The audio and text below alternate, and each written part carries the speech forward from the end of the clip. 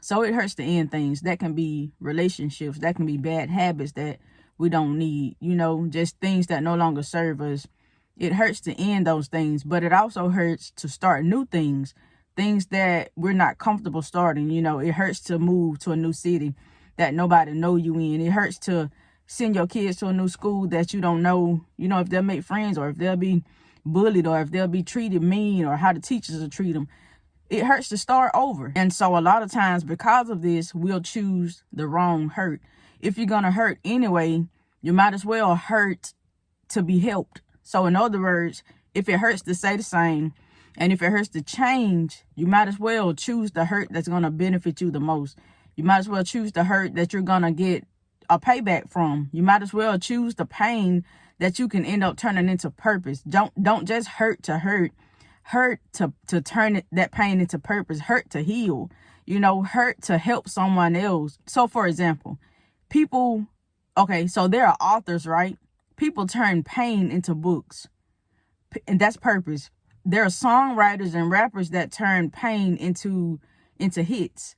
They put their pain on paper. They put their pain, through the microphone. They turn their pain into a song, and their song turns into purpose because it helps millions of people across the world. So that's a perfect example of using that pain, using that struggle to endure and turn it into purpose. So it's not just pain wasted.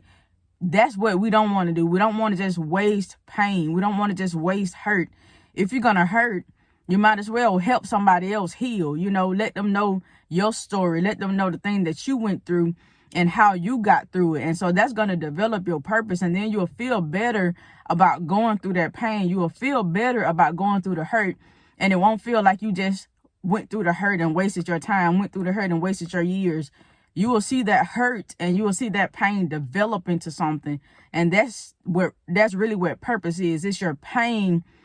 It's a story that's going to come from your pain. And that story is going to push you forward. And that story is going to help so many other people. And then you'll see why you had to go through what you went through. Then you'll see, oh, I had to endure this.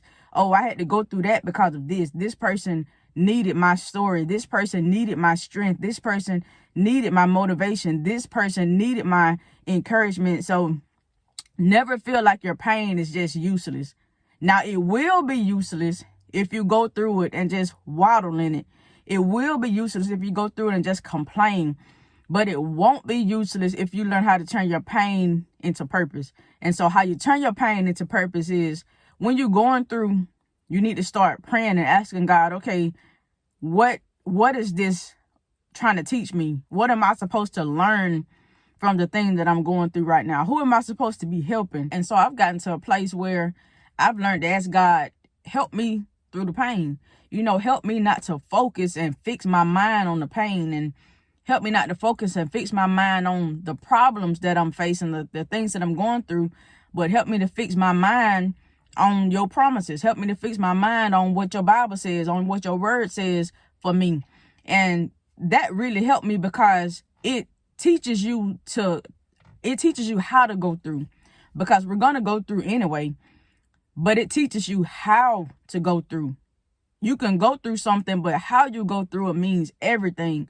How you go through it makes all the difference in the world.